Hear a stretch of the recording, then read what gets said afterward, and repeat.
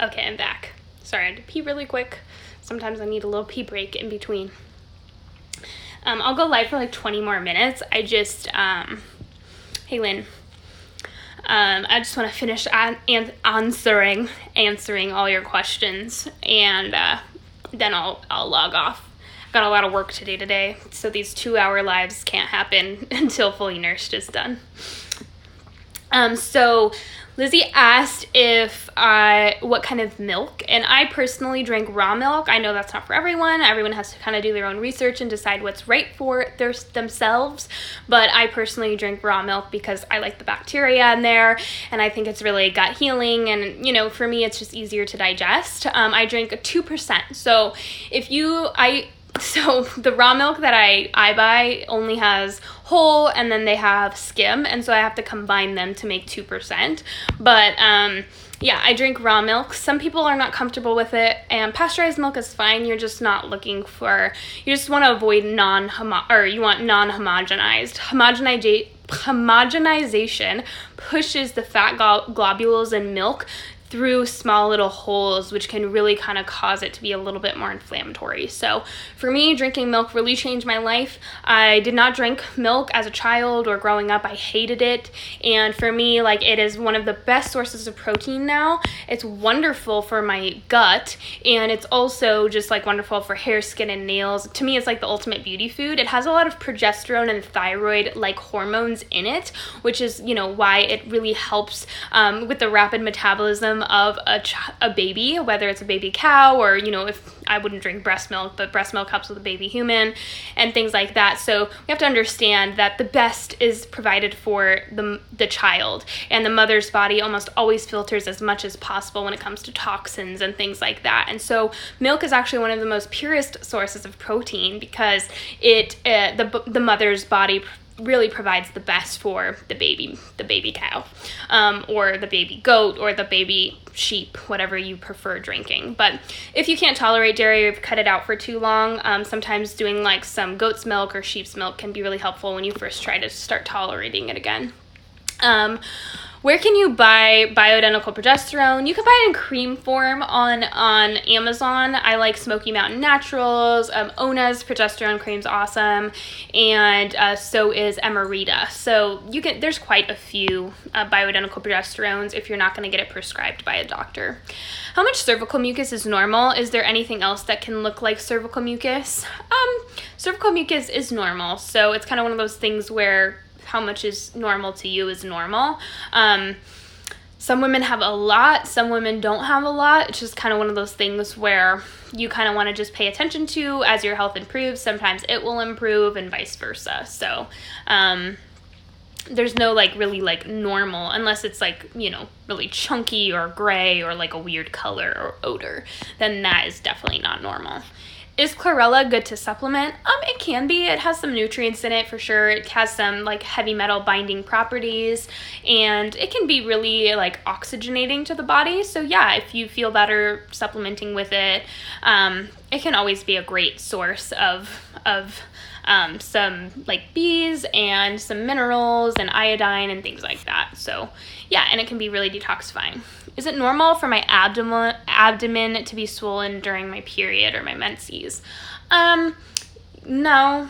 I mean, it's okay for it to be like bloated a little and swollen, but if it's like painful and really uncomfortable, remember guys, periods, just because it's common for a period to be symptomatic does not mean it's normal. So if your period is a monthly report card as to how your health is, and your monthly report card's coming back real rough, then that's showing you that underneath the surface your health is really not awesome. Detoxification is impaired, hormones are imbalanced, you know, so periods should be pretty asymptomatic.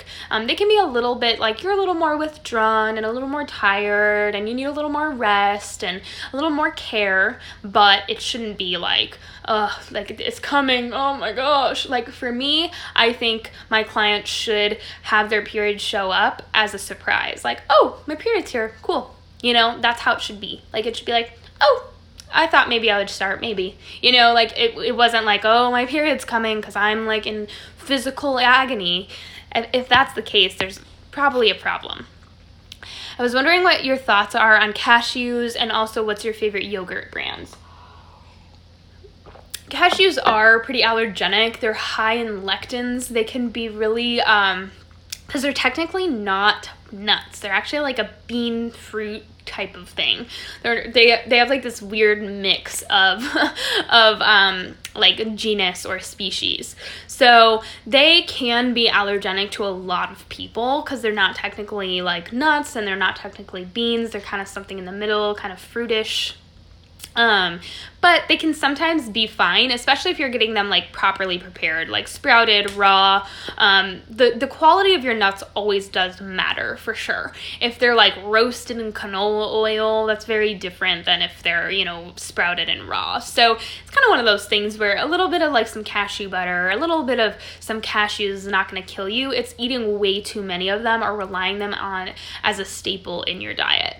My favorite yogurt brands are, I do kefir a lot, and I buy raw kefir that is fermented just by, you can make your own kefir just by setting raw milk out on the counter. It cultures itself, but that's personally what I buy because there's lots of yogurts that add bacteria. If you're getting a yogurt that's pasteurized and then they're adding strains afterwards to ferment it, then it's kind of like you have to be aware of the strains. And so what I do is I simply pull out my phone. This is what Google's for, you guys, and you literally type in that strain of bacteria and see if it's native to the human digestive tract. There's lots of information on Google nowadays.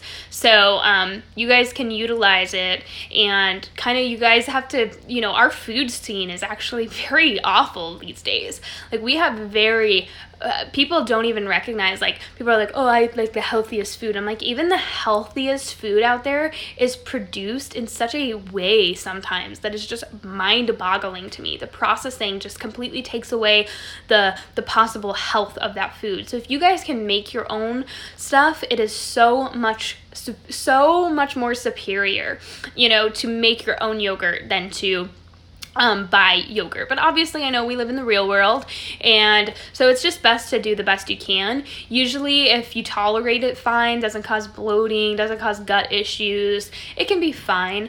But it is good to kind of like not overdo it on fermented foods, and kind of, mix it up between yogurt and cottage cheese and things like that. So ricotta cheese is also a great one, and it can be really a lot less like lactic acid producing than yogurt. But yeah, I will sometimes use Greek yogurt, like Greek yogurt of the gods.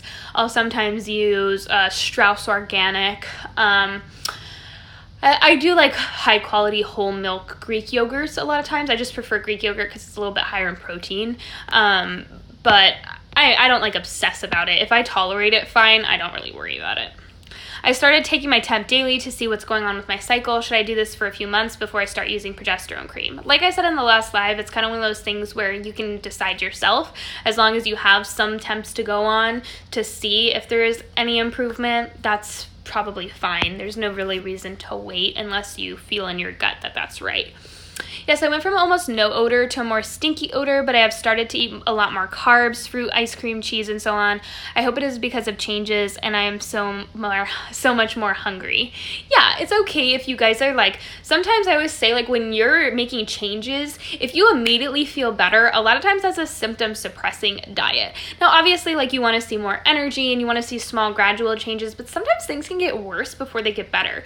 Meaning that if you actually start increasing your metabolic rate, your body's actually detoxifying estrogen. Your body's actually pulling from the fat cells for the first time in maybe a really long time. And there's lots of junk stored in the fat cells, right? There's lots of estrogen there. There's lots of toxins there.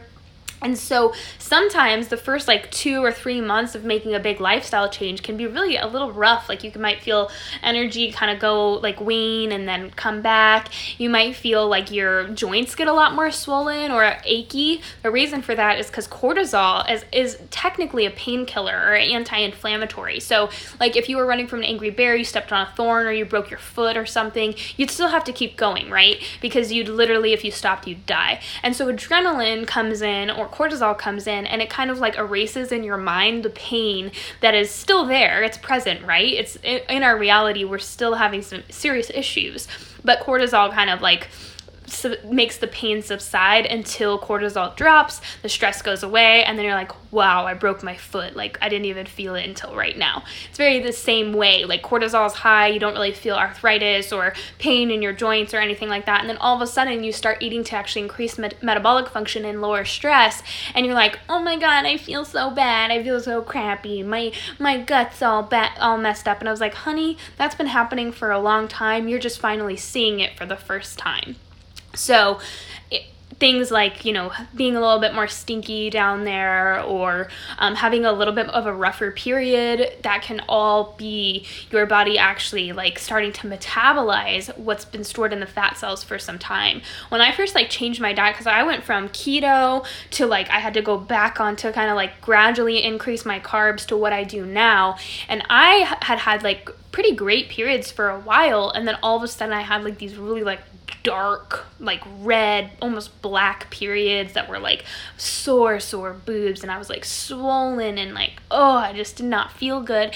And that showed me that I had a lot of stuff stored up that was kind of locked away. And when I started increasing my metabolism, oh my gosh, it was like a flood of estrogen and just like not feeling great, and my bile flow was kind of sluggish. And so I had to really offer my body some support, which is why I'm coming out with Fully Nourished. I feel like it's just something that I walk you through, like, you know, this is what possibly can happen, you guys, hang in there. Like, I very much linearly laid everything out in a really I guess self-explanatory way, so that you can really like feel like, okay, I know this is like normal, I know it's uncomfortable. And then you're also gonna have the forum to where you guys can say like, hey, you guys, like, I'm kind of struggling a little bit at first. Like, I know that Fully Nourished will make you feel better, but healing your metabolism can be rough at first, because a lot of us are used to these symptom suppressing diets. You know, we go vegan for a month and we're like, oh, I feel so awesome. And then you like feel like crap. And then you're like, oh, you go paleo for like 3 months and you're like, oh, I feel so awesome. And you're like, I feel like crap. And then it's like, you're not healing anything. You're just kind of suppressing symptoms. And you're maybe even sometimes a lot of these diets are causing cortisol to really rise. And so it gives you that artificial energy of feeling like, oh, I feel awesome. I feel so good. Like, ooh, fasting is working so awesome for me. I lost 5 pounds. And then all of a sudden your hair just starts like falling out in chunks, and you're like, wait, I thought it was working for me. What's going on? It's like you're actually feeling the artificial energy that comes from raising the body's stress levels by restricting sugar or restricting certain things. So I really want to just like educate you guys about your body, so you can kind of trust in your gut what is right and take the information and apply it to you. Can we really reverse insulin resistance, hypothyroidism, and estrogen dominance? I'm getting your program as a birthday gift from my parents. That's so awesome. I really hope it's something that kind of opens your eyes. I think for me personally, like, I've been someone who tried everything, you know, like I went vegan and I went this and I went that, and it was kind of like one of those things where I was like, I got to the point where I was like lower and lower carb, and people were just telling me like carbs with it are the devil, you know, like you just need to go lower carb. And I was to the point where I was eating like 15 grams of total carbs a day, like only getting carbs from like broccoli and spinach. And like I had multiple people tell me like, you just must be eating too many carbs. And I'm like, no, like I'm done. It made my food sensitivities worse and all these things. And so I actually went reversed. And so many people look at me like I'm crazy now because I drink OJ and I drink all these things. And I'm like, this is how we lower stress on the body. Insulin resistance is a effect, not a cause. Our bodies are not responding to a hormone well. Why? Because there's estrogen involved, right? And so estrogen dominance causes hypothyroidism and causes insulin resistance, because estrogen is anti-thyroid.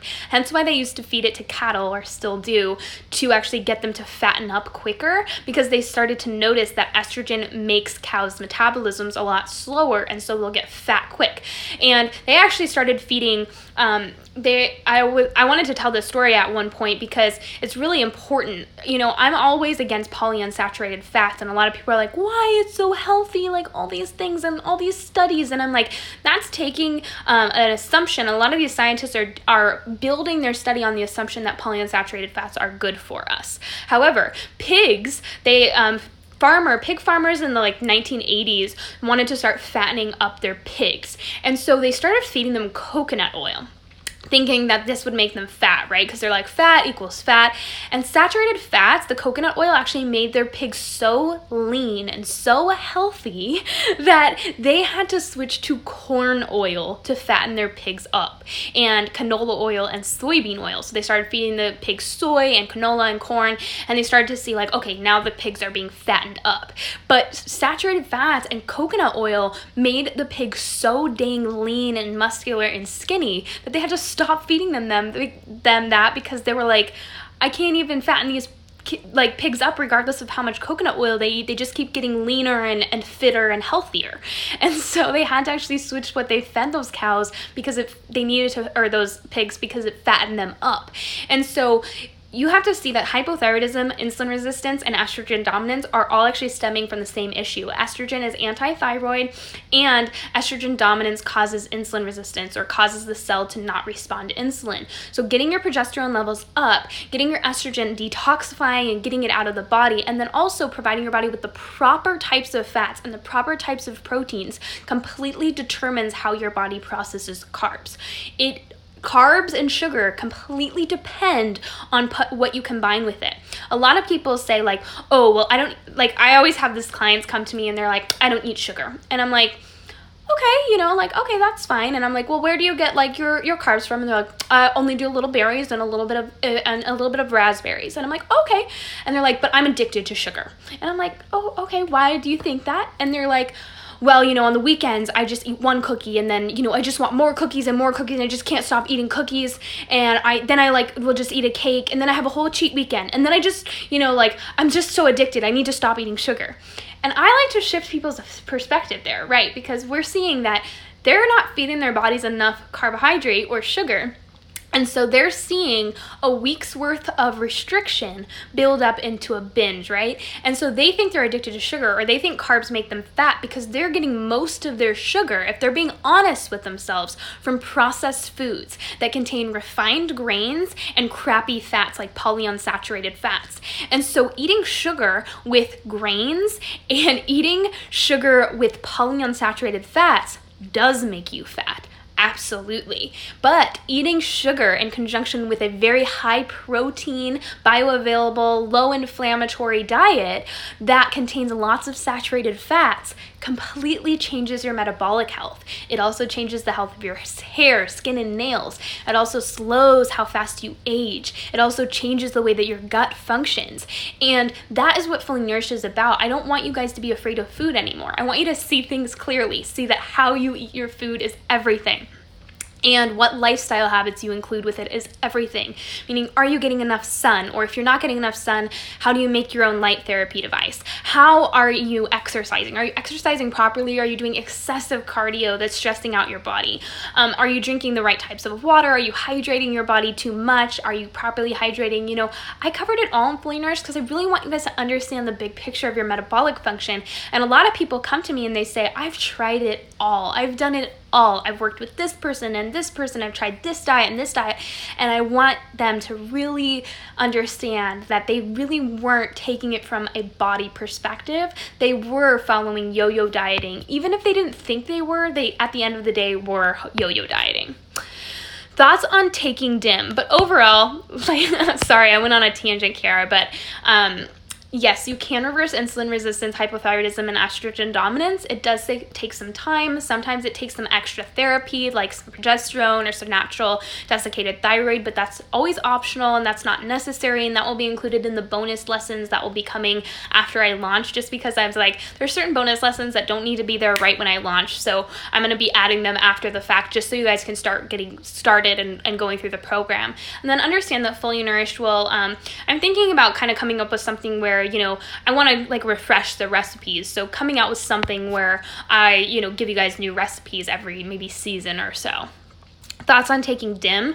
DIMM can be helpful in certain cases, but there also are some signs that it can actually be quite estrogenic. So a lot of people say it's anti-estrogenic, and it actually has some very like estrogenic tendencies in the body. So I've seen a lot of people like feel like they're going crazy on DIMM, or they feel like their hair's just falling out in droves, and it's because DIMM can cause issues and not be the best thing actually. So it's one of those things where it's kind of like, well, it's worth a try for sure, but it can have some definitely negative side effects in a lot of women. Like I've had so many women who are told like, oh, take DIMM for estrogen detox, and they start taking DIMM and they're like, I feel awful, I feel like I'm going crazy and my hair's falling out, and they think like it's their fault, and I'm like, no, it's not your fault. Like it's actually pretty common for people to have bad effects on DIMM.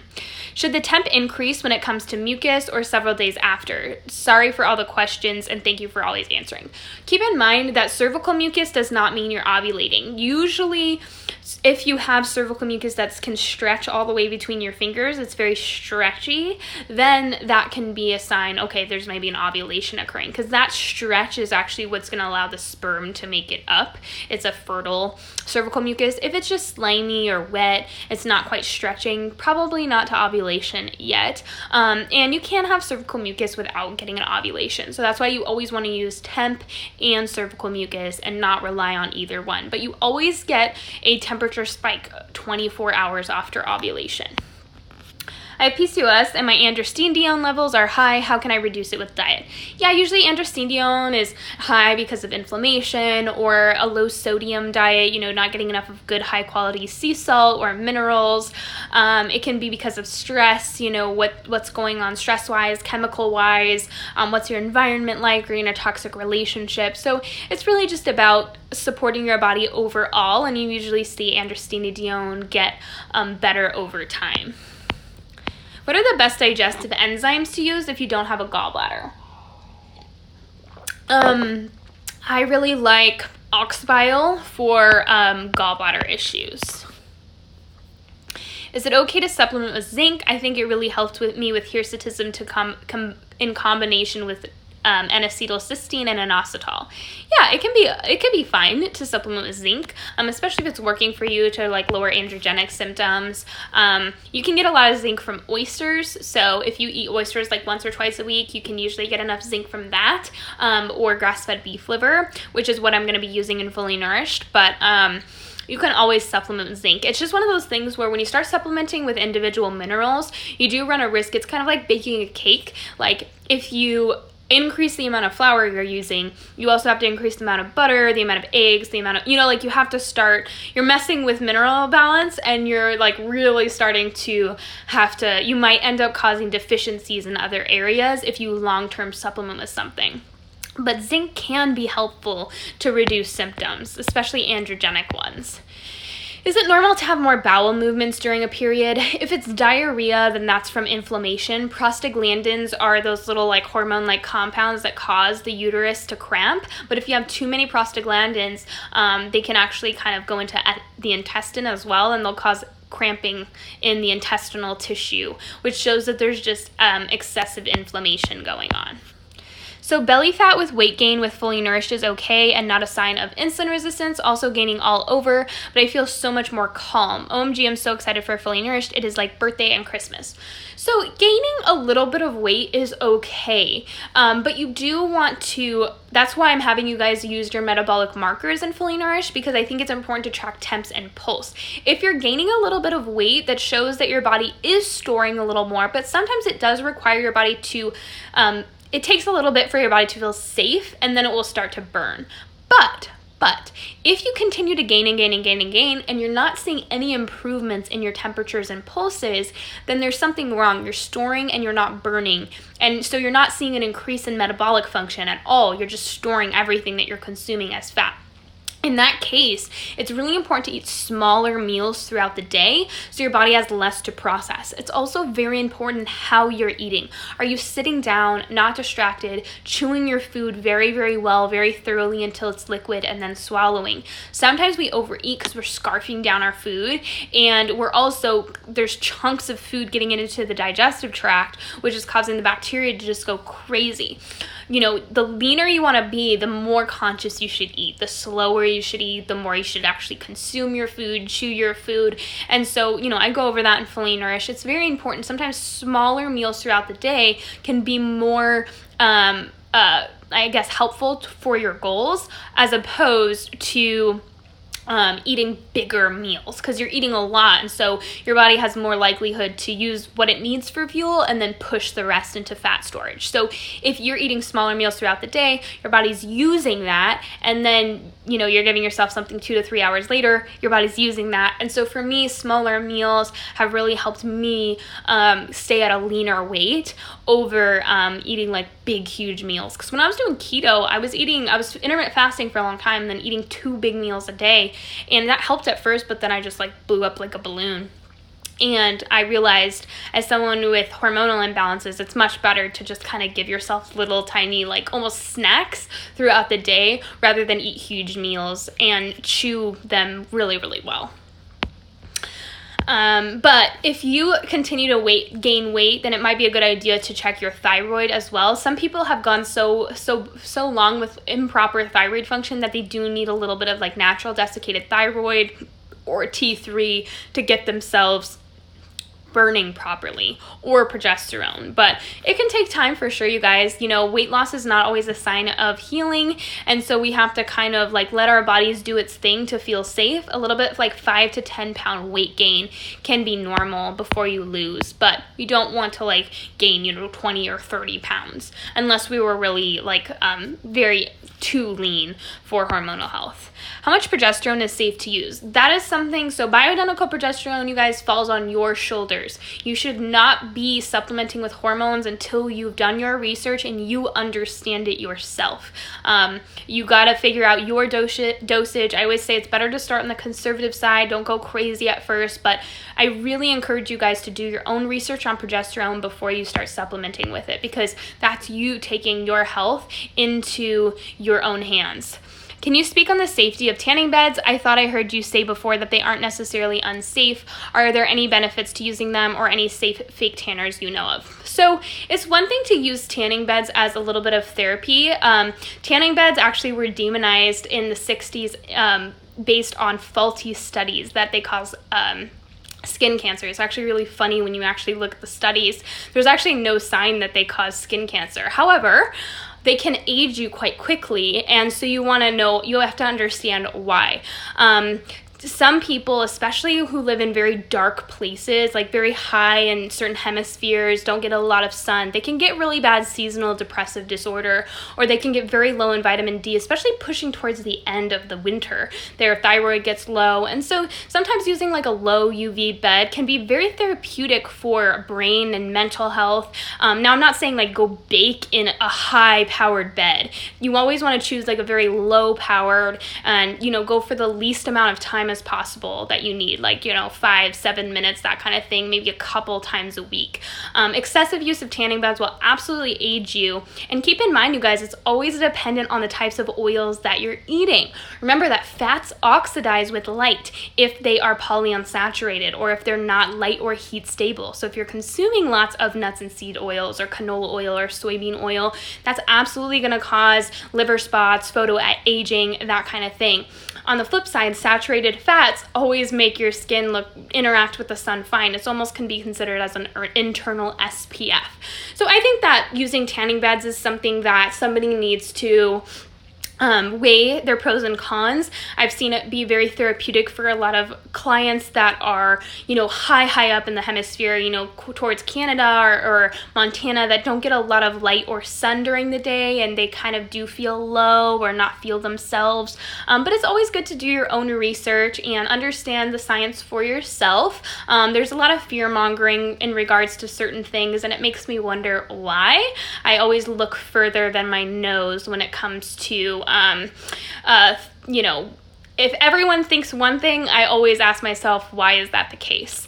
And self-tanners, I know Beauty Counter is coming out with self-tanner. The thing about self-tanners is usually they're made from sugar beets, so DHA or I think it's called DHA, is going to react with the melanin in your skin and darken up the cells, the melanocytes. However, a lot of self-tanners are, first of all, a lot of the sugar beets are genetically modified, and most self-tanners don't just have the simple ingredient. They also have super toxic additives, which are going to help them interact with your skin a lot heavier. Very harsh on the liver. I've had multiple occasions. In the past, I've used self-tanner, and I've actually used to use self-tanner before I go to bed, right? And so that it develops over the night. And I've gotten lab tests done the day after I use self-tanner and have had super high elevated liver enzymes. And I was like, what the heck's going on? The first time it happened, I was like, what's going on? Like, why do I have high liver enzymes? It's not normal for me. I have a really healthy liver, and I'm like, what's going on? And then it happened the second time, and I was like, oh my gosh, it's the freaking self-tanner. I saw a direct reflection in how self-tanner affects the liver, and it is harsh. Like, my liver enzymes were sky high, and I was like, what the heck is going on? And the days that I didn't use self-tanner, my liver enzymes were fine. And it just proved to me that putting something on your skin absolutely directly affects your liver. So in my opinion, honestly, getting your tan from the sun or getting it from like a low level tanning bed, as long as you're being very conscious and you're being very careful with what you're eating. You can't be in a tanning bed if you take birth control, you guys. Keep in mind that synthetic estrogen absolutely causes photoaging. It'll even say that on the tanning beds. And then using like a very low level, or if you want to use like a reptile light, those can be helpful as well. Kind of like give you a little color, and will also give you vitamin D. Tanning beds are definitely totally unsafe and dangerous. Yeah, Elena, I would definitely look into that, look a little further into that. How do you feel about seed cycling? Flax and pumpkin seeds cycle days 1 through 13, then sesame seeds and sunflower seeds cycle day 14 to 28. It's one of those things where I don't really, like, I'm kind of neutral on it. I'm not a big fan of nuts and seeds. Like, obviously it's okay to eat some, like a moderate amount, but I don't find that women like get a lot of help from seed cycling, really. Like, they always are doing it. I just think, to me, like, I would never do it, because I'm just like, that's so complicated to me, and I just like, I hate seeds. Like, I think they're gross. But if it works for you, that's awesome, and I completely acknowledge that if it works, it's something that's worth doing for sure. I can't imagine eating oysters. They look so scary. So there's a lot of foods that are healthy for us that are not like normal in the Western world, just because our food kind of scape is just so awful. We're just so used to eating muscle meats and just, crap. And so it's important to kind of start to try to tie in those traditional foods into our diet as much as possible. Like, a lot of people are like getting waxed and like lasered, and they're like, oh, beauty is pain. And I'm like, I would much rather eat a freaking oyster or liver and have that like affect my skin and hair wonderfully than have to like inject botulism neurotoxin into my face. But that's just me. Will you share brands in FN like Milk Thistle and so on? There are so many brands out there. Yes, so you're gonna always have like resources, references, like you're gonna have everything that you need to really like success. Don't worry. I will definitely make sure you have like a resource guide where you have every brand of anything I recommend is going to be in there as much as possible. I know there's going to be some international people that are going to have to maybe work around certain things, just because I'm not aware of like every country, what they have access to, but it'll kind of give you a general gist. And I know a lot of people have access to things on Amazon and eBay that we have here in the States. So obviously, like, understand that like my limits only go so far, but I will be giving you guys lots of like options and ideas. I have normal T3 and T4, but a bit high TSH, but T3 is a bit low in ratio reverse T3. Any thoughts? Yeah, so if like reverse T3 is any higher than 15, a lot of times cortisol is turning T3 into that reverse T3 or inactive form. And then it's kind of one of those things where you kind of just want to like look into stress and lowering stress and getting the body feeling what it needs. Like, you guys have to think about, if you haven't been giving your body what it needs for 20 years or 10 years, it's gonna take a little time to get the body feeling like safe and working properly if you really want to like feel like you're really reversing the issues that you have. But yeah, it definitely does take time for sure. And in Fully Nourished, there's going to be meal plans based on the phase of the cycle that you're in. So there's going to be, you know, menstrual, first half of the follicular phase meal plan. So 7 days of eating for menstrual phase, 7 days of eating for follicular phase. I've done it that way because I thought that was like a smart way to kind of see.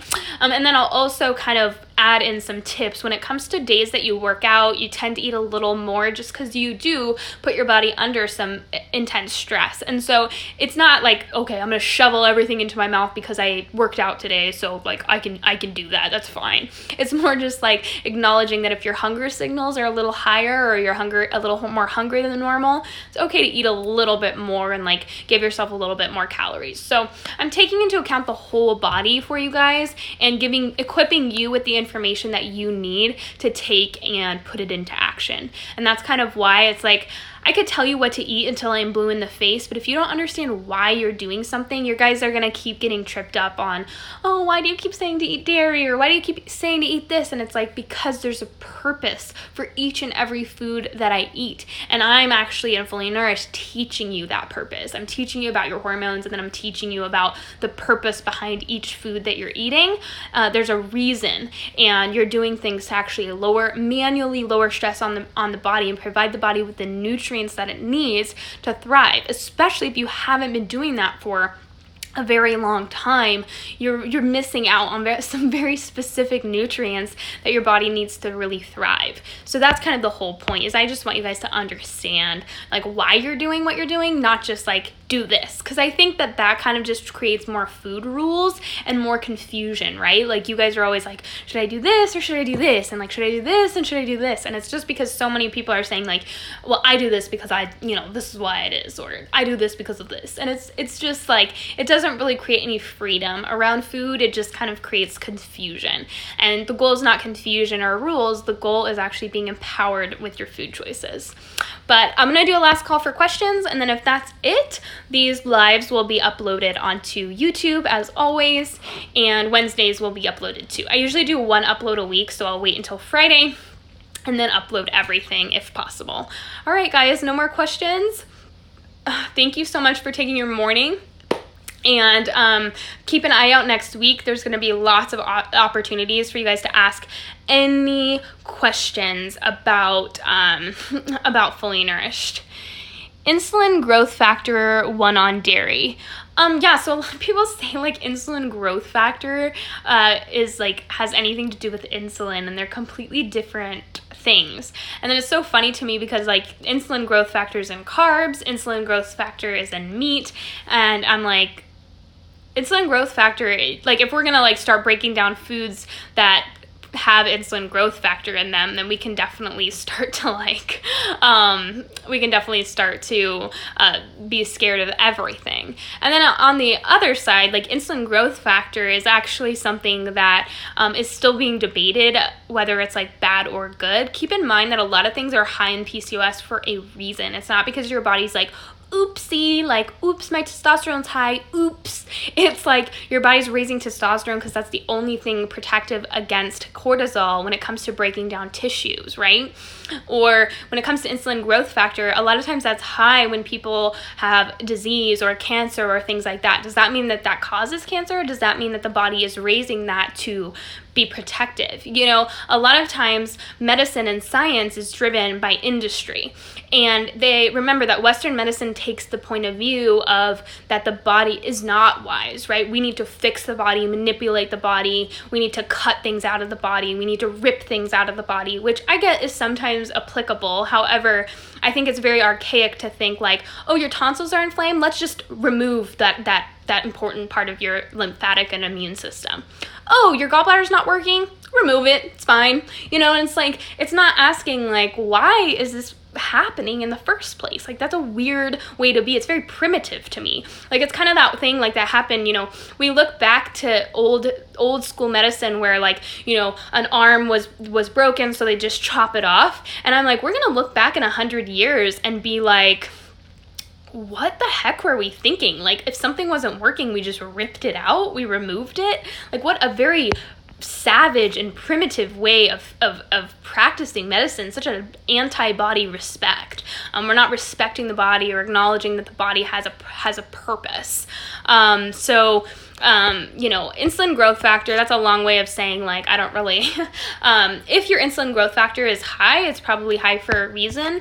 And you can kind of maybe look and see if it correlates with a dairy intake, but a lot of people, don't see a huge change when they cut dairy. Does it have to be beef liver, or can we use other animal sources? Lamb liver is fine. Chicken liver is fine if you want to start there. It can be a little bit less I guess it's a little bit more tasty and a little less livery tasting, but you can really soak beef liver in milk for a little while and it really takes away that kind of irony taste. Do you still have a long waiting list to work with you? No, I have kind of intook most of my waiting list. A lot of people signed up on my waiting list and then weren't very serious about working with me and or wanted to kind of waste my time. So I just kind of have opened it up to anyone who wants to work with me, and it's kind of a first come first serve thing. So I do have some availability right now for clientele. Thoughts on HCG hormone to lose weight? You usually are opening up the fat cells, right? And so it can cause some metabolic damage for sure. If anytime you're opening up fat cells under duress. But again, it's one of those things where if done properly, it can be helpful in some cases, but a lot of people who do HCG just kind of gain it all back very quickly. I have a male friend who goes low fat and gets HCG from a doc. I told him about FN. Yeah, I mean, HCG can definitely be a really quick way to lose weight. I've done an HCG protocol in my dieting past for sure. It was awesome. You get really lean really quickly, but I gained it all back within a week. I literally, when I was on the HCG diet, it was so funny because I went on it for 3 weeks, right? You can't eat any fat. And this was when I was I want to say 21.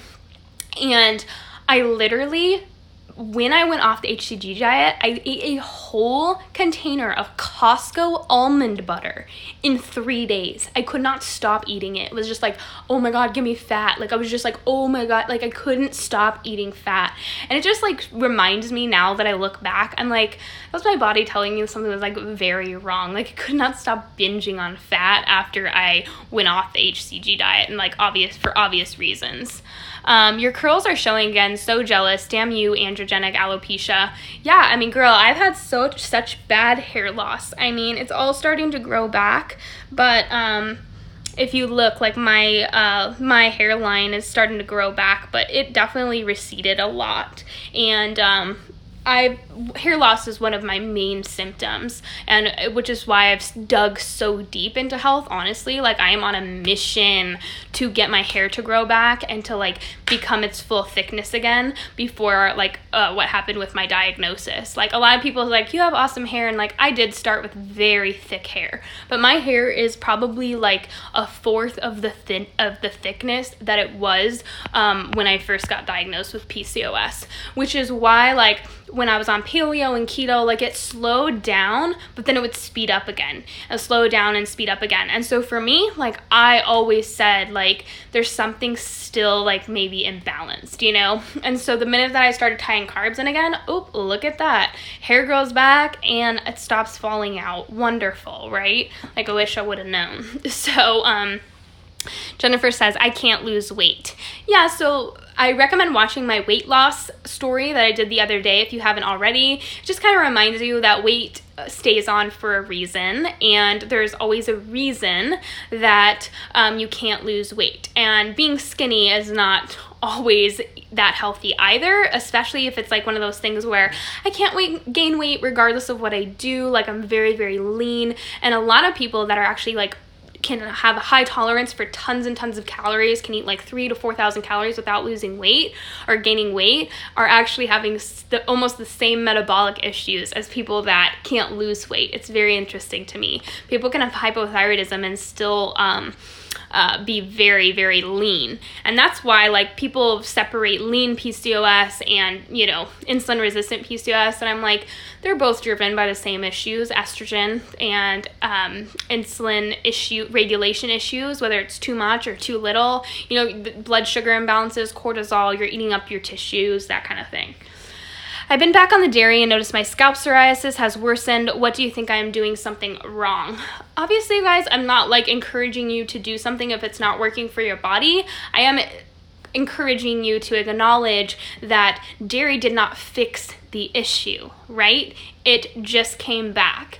And that's kind of the thing, is like there's still inflammation occurring, there's still imbalanced bacteria. But if dairy doesn't work for you, it doesn't work for you. Sometimes raw goat's milk or raw sheep's milk is a little bit better, but it's super important to be doing the right things when you tie in dairy. Like you have to actually be focusing on gut health as well, changing the terrain of the gut bacteria, which is also going to be a focus in Fully Nourished. So like I always say, like food is, it's not complicated, but with all the misinformation out there, I really want to like sit you guys down so you can learn and unlearn all the crap that you've been taught, so that you can see things clearly and see why things might not be working for you, rather than just blaming a food blanketly, asking yourself, wonder if there's an imbalance in my gut going on. But thank you guys so much for taking your time in your mornings. These will be on YouTube and they'll be available for the next 24 hours. Okay, I can't stop. Whenever a question comes in, I'm like, okay, I gotta answer it. Curious as to what you use on your period, tampons, cup, free bleed. What are your thoughts on standard tampons? Sorry if that's too weird or personal. Not too weird at all. I usually use a menstrual cup if I'm feeling it. Sometimes I don't feel it though, and I'll just like maybe, it kind of depends. Like sometimes I'll free bleed if I'm like not bleeding too heavy, or sometimes I'll just use a pad, or sometimes I'll use a tampon. It just kind of depends. But I do only use organic period products, because I don't think that conventional period products are good for you. They do have bleach and they do have pesticides. A lot of cotton is grown with a lot of pesticides, and so it can be kind of it can be like harsh on the sensitive tissues of the vagina. And then keep in mind, you guys, that cottonseed oil is canola oil. So I do find that if I use tampons a lot, I tend to have more crampy, painful periods. For me, letting the blood flow keeps my period nice and short. And I also like the added benefit of using a menstrual cup, because I can kind of see how much I'm bleeding, whereas like a tampon or a pad, you can't like keep track of that really well. So overall, I use a menstrual cup for the most part, and it's kind of nice because you could just leave it in all day and not even think about it. And then once I like am bleeding light enough to not worry about wearing anything, I'll like free bleed. And I just have like some underwear that usually is already like kind of spotty and just kind of my period underwear. So I'll, you know, bleach it, hydrogen peroxide it when I want, but it doesn't really bother me to like have a little bit of spotting in my underwear, and it just is more comfortable, honestly. Do you use regular coffee topically for hair growth? No, I use caffeine powder mixed in some water with a teensy bit of alcohol just to help it dissolve. It's chemistry. So alcohol helps caffeine dissolve in water better. Are pre-cut carrots okay to eat every day, or should I buy a full medium carrot? Anytime you cut your vegetables pre-cut, they can be a lot less nutritious and a lot higher in like inflammatory chemicals, histamines, things like that. So it's always best to cut your own vegetables when possible, and I would recommend just doing a full medium carrot. I know it's like one more step, but it's simple. Mind blown. Thanks so much for answering. Of course.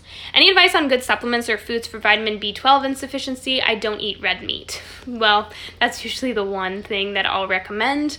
But grass-fed liver can also be a good source of B vitamins. And then you could also do like brewer's yeast or nutritional yeast. Oh, what is white dots on nails? That can also be like a mineral deficiency or a protein issue for sure. Just kind of an absorption issue, but that, you know, you kind of like don't want to worry about things like that. Like you want to notice them, like, oh, I have white spots on my nails, and they're, oh yeah, they've improved over time. But like I have people that like obsess, or like, oh no, like I have lines on my nails and like, you know, white spots on my nails. I'm like, well, just focus on the things you can't control, and you'll probably see improvement over time. You'll see, oh, I have like a lot less like issues with my nails. Is organic whey protein safe to use? Thanks again. Keep in mind, guys, that protein powders are processed foods, and your body does not recognize whey coming alone as much as whey coming from milk. Keep in mind that whey and casein are the two proteins in milk, and when you drink milk, they're combined with lactose, sugar, and saturated fats for a reason. They help you actually digest the protein. When you use simply just whey, it can be a little bit more inflammatory sometimes, and the body's like, it is processed. It has to go through a process. And you never want to drink pure protein powder alone. You always want to combine it with a carb and a fat, or like I've always said, if you eat protein alone, it will drop blood sugar very, very low, and then you'll kind of go into that stress response and feel like hangry within an hour and a half. You're the best, so smart and so generous with sharing knowledge. Thank you for everything. Oh, I appreciate you guys. Like, what else am I gonna do? There's so many people that are like, I'm not going to tell you that because you need to buy my program. And I'm like, well, you know, it's like, I just prefer to share information with you. And if it helps you, awesome. And I know sometimes it can be like, there's a lot of information coming at you, but it's hard to like put it into a protocol. And so I sometimes think it is still valuable to buy a protocol that's laid out by a practitioner. But I don't like expect you guys to. If you know, can take information and kind of implement it yourself, totally fine. But I'm willing to give you guys the most information. Anything that's not going to hurt you or that you can do more harm than good with, I'm good about giving you guys information. What is bad with light products? Do you mean like LED lights and fluorescent lights? So we have to understand that light is, our body and light are very intertwined, right? Our cells react to light. Every single cell in your body, not just your eyes, every single cell responds to light. And there are certain spectrums that come from the sun, right? We have the blue spectrums, amber spectrums. We have lots of spectrums coming. And humans, of course, because we like to mess everything up, we like to take specific spectrums and make really concentrated sources of them. And that was like kind of, remember that incandescent lights are actually very, very therapeutic. They almost have similar, and they have almost like an amber tint or a red light spectrum. Even though they don't seem red, they are kind of a red spectrum. And incandescents are actually wonderful for your health. And then recently they've been, at least in the US, they've been really hard to find because all the new like fans and all the new lights are made for LED. And LED lights are just blue spectrum. They have no red tint, no amber tint. It's known to disrupt sleep. It's known to cause brain issues. Lots of people with like severe sensitivities like autism or ADD or ADHD are very sensitive to like blue light, LED light, and fluorescent lighting. And everyone's just switching them out, not even thinking that this like blue spectrum of light is completely affecting their brain in a different way. And so I recommend trying to keep as many LED lights off as possible, or only using them when necessary. Switch out the lights that you use at night with incandescents or red light bulbs that kind of tint the light bulbs. And we want to really make sure that we're conscious of light because our body completely interacts with light.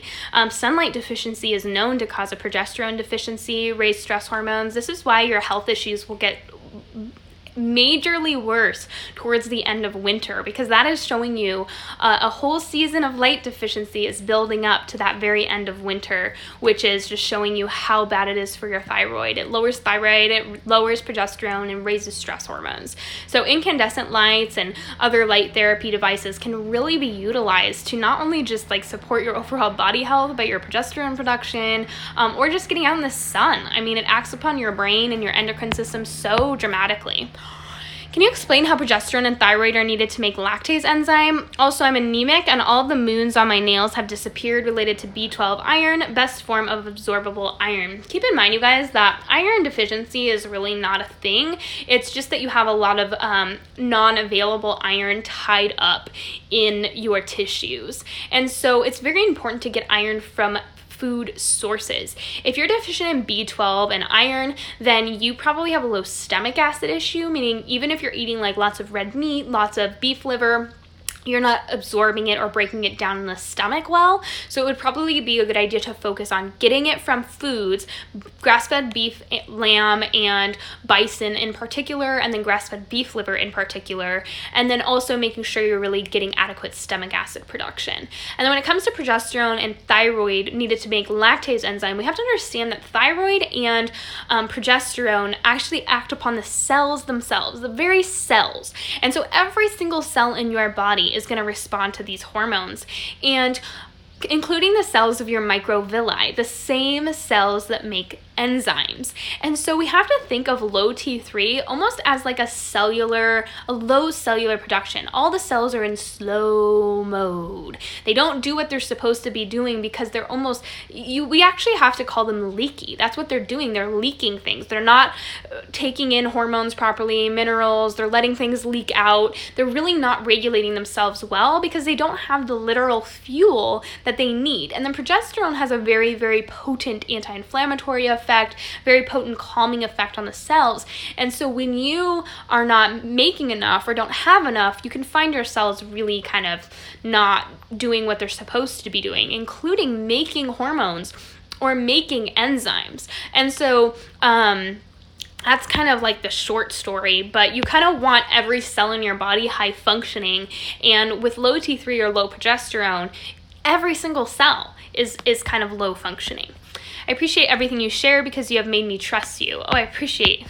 Oh, no, sorry. Light like Cola Light and Dairy Light products. So light fat products, like low fat. Light products are not necessarily bad in themselves. It's more about the ingredients that they add. Usually when you take out fat from something, you have to add something in that makes it taste better or is addictive. Usually that's like sugar or high fructose corn syrup or things like that. When it comes to cola, usually it's diet cola or Cola Light probably where you live. And they usually use like really artificial sugars. Artificial sugars are usually not great unless it's like stevia, which can still cause like a weird blood sugar response, but usually like aspartame and things like that, Splenda, those actually rip tiny little holes in your gut. They're very irritating to the liver. Your body actually has to process them like a toxin because they are very much like almost chlorine. I'm in all these PCOS groups on Facebook telling women to look you up. You're seriously the best. Oh, thank you so much. So you guys really help me when you like expose me to other people with PCOS, because think of it this way, like if this information is helpful for you, it's also helpful for them. And a lot of them, like I'm a part of a lot of PCOS Facebook groups as well. I just kind of observe. I'm not gonna like go and promote myself. I think that's not allowed in a lot of them. And obviously like that would be weird. Like, oh, hey, look me up. But it's kind of one of those things where I just feel like women are this knowledge is so needed because there's so much conflicting advice out there and so confusing and overwhelming, and it can be really like you can do a lot of damage with the wrong information. Diet support for lymph system. Family recently diagnosed with lymphatic leukemia, has a lot of gut issues, asking dietary advice. Yeah, so like moving lymph is really, really helpful. So getting things moving, not using antiperspirants because that can really block lymph from draining, really wanting to increase sweating, and then also body brushing, rebounding, moving in general, just like walking, because remember that the lymph fluid eventually dumps into the bloodstream, which is then going to actually be detoxified by the liver. So a lot of times what's happening is the liver's not detoxifying things properly, or things are kind of stagnant because there's not a lot of movement, or like you were saying, like lots of gut issues. So it's kind of one of those things where even with someone with leukemia or anything like that, you still want to get to the root of the issue, test their gut, test their hormones, is there estrogen involved? You know, there's so much, everything that I talk about here, keep in mind that cancer is a metabolic issue and a toxin issue, and there's a lot of evidence supporting that. A lot of money is being thrown into the genetic aspect of it, but they're finding nothing because they're realizing that it has such a metabolic component. So you really want to look into similar things that I talk about here: gut health, hormones, neurotransmitters, minerals, that kind of thing.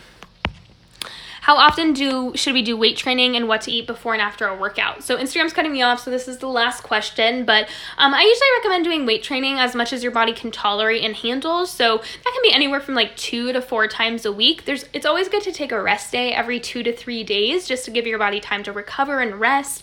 If you're just starting, I always recommend just starting with 2 days, 1 upper body day, 1 lower body day, and then walk the rest of the days to really build up kind of your stamina. And then you can like move up to 3 days and then 4 days, so on and so forth. And then before and after a meal, I usually just drink something with carb and protein. So I'll just usually do something as simple as just like orange juice and collagen mixed together before and after workout because I like it and it works really well for me. Or I'll do like coconut water in my water bottle while I'm working out, just some kind of protein, like maybe a little Greek yogurt and some fruit, just something light so that you have something in your stomach, but it's not like bothering your workout. But overall, like just something that has a little protein and a little fat or a little carb can go a long way. But I love you guys, and I hope that all this information was helpful, and I'll talk soon. I took all your guys' recommendations when it comes to content the other day, which was super helpful because you guys gave me like hundreds of ideas. So just know that I'm like sitting down and planning what's going to be in a podcast form, what's going to be in a YouTube form, what's going to be in a blog post form, so on and so forth. Like it's going to definitely be the year of content. So just keep a lookout, and I'll be doing lots of stories based on those content recommendations as well. But I'll talk to you guys soon.